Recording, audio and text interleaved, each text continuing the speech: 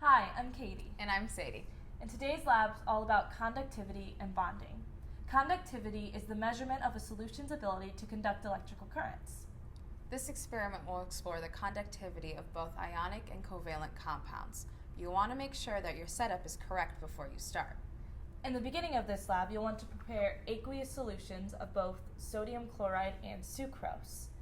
And you'll want to obtain 2 grams of your solid on the digital balance like I did earlier. Make sure you record your mass to up to 3 decimal places. It's okay if you accidentally pour too much sample out, but make sure you never put that sample back into the stock container. Place the excess into the waste container. Once you add your sodium chloride to the water, you'll want to make sure you stir until the solid completely dissolves into the water. We first need to test the conductivity probe to make sure that it reads to about 38 microsiemens per centimeter. If it doesn't give this reading, make sure to wash with dishwashing soap and distilled water.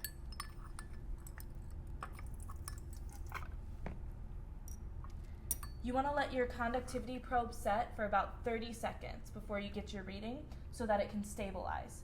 And you want to make sure that in between each reading, you wash the probe with distilled water. When finished with this step, make sure you dispose of the contents in beakers 2 and 3. In this next part of the lab, we'll see how the solubility of a solution affects its conductivity. Once you have your samples measured out, make sure you add each of the samples into the proper beaker and stir for 1 minute each.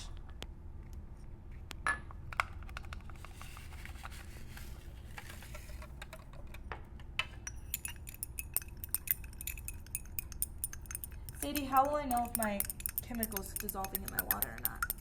Well, your chemicals should dissolve or not be able to be seen. Look at mine.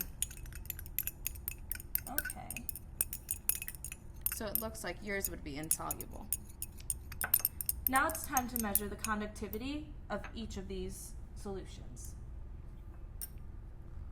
Make sure to wash the conductivity probe between testing for each solution.